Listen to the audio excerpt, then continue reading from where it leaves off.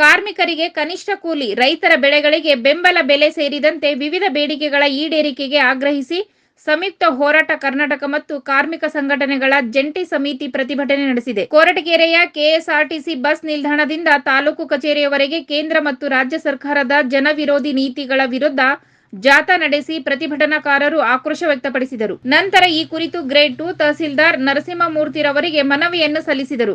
ಇನ್ನು ಈ ಸಂದರ್ಭದಲ್ಲಿ ರೈತ ಸಂಘದ ತಾಲೂಕು ಅಧ್ಯಕ್ಷ ರಂಗ ಹನುಮಯ್ಯ ಮಾತನಾಡಿ, ರೈತರು ಬೆಳೆದ ಬೆಳೆಗಳಿಗೆ ಬೆಂಬಲ ಬೆಲೆ ನೀಡದೆ ಕೇಂದ್ರ ಮತ್ತು ರಾಜ್ಯ ಸರ್ಕಾರ ಅನ್ಯಾಯ ಮಾಡುತ್ತಿದೆ.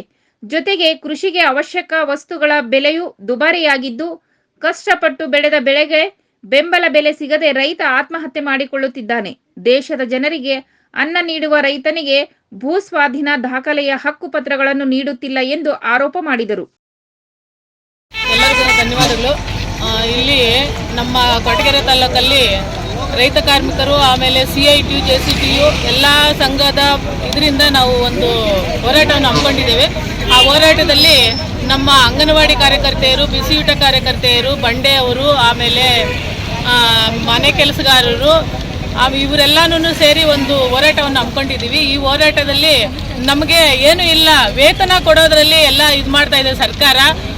ಕೇಂದ್ರ ಸರ್ಕಾರ ಅಂತೂ ನಮಗೆ ಯಾವುದೇ ಒಂದು 6 ತಿಂಗಳು 2006ರಿಂದ ನಮಗೆ ಬಡ್ಜೆಟ್ಟು ಎಲ್ಲ ಕಡಿತ ಮಾಡಿದೆ. ICDS ಬಡ್ಜೆಟ್ ಎಲ್ಲ ಕಡಿತ ಮಾಡಿದೆ. 6 ವರ್ಷದಿಂದ 2006ರಲ್ಲೇ ನಮಗೆ ಅಲ್ಲಿಂದ ಇಲ್ಲೇವರೆಗೂ ಒಂದು ನಯ ಪೈಸಾ ಮಾಡಿಲ್ಲ ನಮಗೆ. ನಾವು ಅಂಗನವಾಡಿ ಕಾರ್ಯಕರ್ತೆಯರಾಗಿರಲಿ, ಬಿಸಿಯೂಟದವರಾಗಿರಲಿ, ನಾವೆಲ್ಲ ಎಷ್ಟು ಕಷ್ಟಪಟ್ಟು ಕೆಲಸ ಮಾಡ್ತಾ ಇದೀವಿ ಅಂದ್ರೂ ಕೇಂದ್ರ ಸರ್ಕಾರಕ್ಕಾಗಲಿ ರಾಜ್ಯ ಸರ್ಕಾರಕ್ಕಾಗಲಿ ಇಲ್ಲ. ಹೋದ ವರ್ಷ ಇವರು ಯಾರು ಮಾನ್ಯ ಮುಖ್ಯಮಂತ್ರಿ ಅವರು ಇವಾಗ ಇದ್ರೆ ಯಾರು ಬಸವರಾಜ ಬೊಮ್ಮಾಯಿ ಅವರು 1,000 ರೂಪಾಯಿ ವೇತನ ಹೆಚ್ಚಳ ಮಾಡಿಬಿಟ್ಟು ಅದಕ್ಕೆ ಜೀವ ಕೊಡ್ದೇ ಹೋಗ್ಬಿಟ್ಟಿದ್ದಾರೆ. ನಾವಿಷ್ಟೆಲ್ಲ ಕಷ್ಟಪಡ್ತಾ ಇದ್ರು ನಮ್ಮನ್ನ ಗಮನಕ್ಕೆ ತಗೊಂತಾ ಇಲ್ಲ ಕೇಂದ್ರ ಆಗಲಿ ರಾಜ್ಯ ಸರ್ಕಾರ ಆಗಲಿ. ಪ್ರತಿಯೊಂದು ಇದರಲ್ಲಿ ನಾವು ಪೋಷಣ್ ಟ್ರ್ಯಾಕರ್ ಆಗಿರ್ಬೋದು, ಆಮೇಲೆ ಮಾತೃವಂದನ, ಭಾಗ್ಯಲಕ್ಷ್ಮಿ ಇವೆಲ್ಲ ಮಾಡ್ತೀವಿ. ಫಲಾನುಭವಿಗಳಿಗೆ ಏನು ಅನುಕೂಲ ಬೇಕೋ ಅದನ್ನೆಲ್ಲ ಕೊಡ್ತೀವಿ. ಆದ್ರೂ ನಮ್ಮನ್ನ ಈ ಸರ್ಕಾರ ಎಚ್ಚೆತ್ಕೊಂಡು ನಮ್ಗೊಂದು ಗೌರವ ಅಂತಲೂ ಕೊಡ್ತಾ ಇಲ್ಲ. ಅದರಿಂದ ಇದೇ ಥರ ಆದರೆ ನಾವು ಮುಂದೆ ಪರಿಣಾಮ ಚೆನ್ನಾಗಿರಲ್ಲ ಅಂತ ಹೇಳಿ ಈ ಸರ್ಕಾರಕ್ಕೆ ನಾವು ಎಚ್ಚರಿಕೆ ಕೊಡ್ತಾ ಇದ್ವಿ. ದಯವಿಟ್ಟು ಆದಷ್ಟು ರೈತ ಕಾರ್ಮಿಕರಿಗಾಗಲಿ ಎಲ್ಲ ನಾವು ಜಂಟಿ ಹೋರಾಟ ಮಾಡ್ತಾ ಇದ್ವಿ. ಈ ಜಂಟಿ ಹೋರಾಟ ಎಲ್ಲ ಕಡೆ ಇಡೀ ನಮ್ಮ ದೇಶದಲ್ಲಿ ಆಗ್ತಾ ಇರ್ತಕ್ಕಂಥ ಅನ್ಯಾಯಕ್ಕೆ ಖಂಡಿಸಿ ನಾವು ಬೆಲೆ ಏರಿಕೆ ಆಗಿರ್ಬೋದು, ಇವಾಗ ನಾವು ತಿನ್ನೋವಂಥ ಪದಾರ್ಥಗಳಂತೂ ತುಂಬಾನೇ ರೇಟ್ ಆಗಿಬಿಟ್ಟಿದೆ. ನಾವಿವಾಗ ಕೊಡೋ ಕಡಿಮೆ ಸಂಬಳದಲ್ಲಿ ನಾವು ಕೂಲಿ ಮಾಡ್ಕೊಂಡು ತಿನ್ನೋಕ್ಕೂ ಆಗಲ್ಲ, ಇಲ್ಲ ನಾವು ಕೊಂಡ್ಕೊಂಡು ತಿನ್ನೋಕ್ಕೂ ಆಗಲ್ಲ, ಈ ಥರ ಆಗಿದೆ.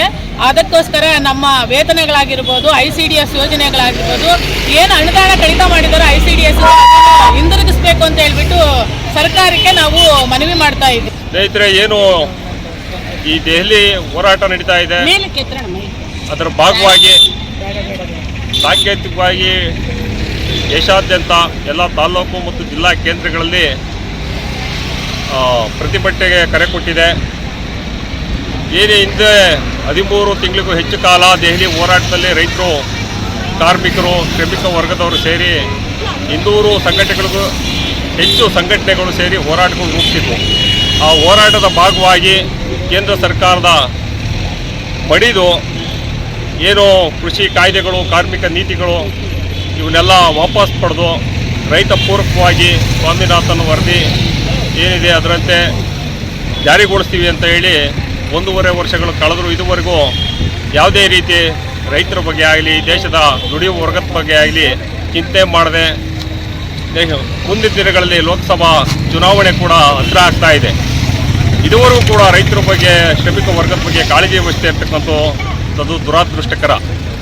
ದುಡಿಯುವ ವರ್ಗ ಬೀದಿಗಿಳಿದು ಹೋರಾಟ ಮಾಡತಕ್ಕಂಥ ಸನ್ನಿವೇಶ ಎದುರು ಮಾಡ್ಕೊಂಡಿರತಕ್ಕಂಥದ್ದು ಕೇಂದ್ರ ಸರ್ಕಾರಗಳು. ರಾಜ್ಯ ಸರ್ಕಾರಗಳು ಕೆಲವು ನಮ್ಮ ಹೋರಾಟಗಳಿಗೆ ಮಾಡಿದು ಈಗಾಗಲೇ ಕೆಲವು ಕಾನೂನುಗಳನ್ನ ಬದಲಾವಣೆ ಮಾಡ್ತೀವಿ ಅಂತ ಇವತ್ತು ಹೇಳಿದ್ದಾರೆ ಸೆಷನ್ನಲ್ಲಿ. ನಮ್ಮ ರಾಜ್ಯದ ಮುಖ್ಯಮಂತ್ರಿಗಳು ಕೂಡ ಈ ಒಂದು ಹೋರಾಟಕ್ಕೆ 13ರಿಂದ ಚಾಲನೆ ಕೊಟ್ಟಿದ್ದಾರೆ. ದೆಹಲಿಯಲ್ಲಿ ಈಗಾಗಲೇ ಜಮಾವಣೆಗೊಂಡು ಲಕ್ಷಾಂತರ ರೈತರುಗಳು ಈಗಾಗಲೇ ಸೇರಿದ್ದಾರೆ.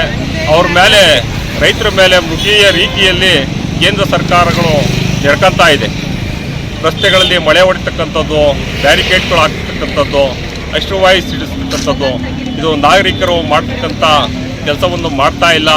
ಈಗಾಗಲೇ ಸಾವಿರಾರು ಲಕ್ಷಾಂತರ ಜನ ಇಡೀ ದೇಶಾದ್ಯಂತ ಪ್ರತಿಯೊಂದು ಹಳ್ಳಿಗಳಿಂದನೂ ದೆಹಲಿ ಕಡೆ ಮುಖ ಮಾಡ್ತಕ್ಕಂಥ ಸನ್ನಿವೇಶ ಎದುರಾಗ್ತಾ ಇದೆ.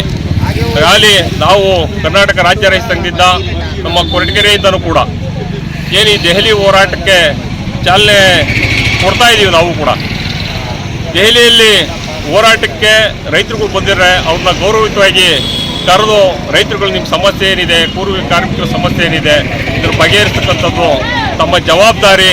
ರೈತರನ್ನ ಕರೆಸಿ ಮಾತಾಡಿ ರೈತರ ಸಮಸ್ಯೆಗಳನ್ನು ಈಡೇರಿಸಿ ಅಂತ ಹೇಳಿ ಈ ಕೊರಟಗೆರೆ ತಾಲೂಕು ರೈತ ಸಂಘದಿಂದ ಮತ್ತೆಲ್ಲ ಜನಪರ ಚಳುವಳಿಗಳಿಂದ ನಾವು ಕೇಂದ್ರ ಸರ್ಕಾರವನ್ನು ಒತ್ತಾಯ ಮಾಡ್ತಾ ಇದ್ದೀವಿ.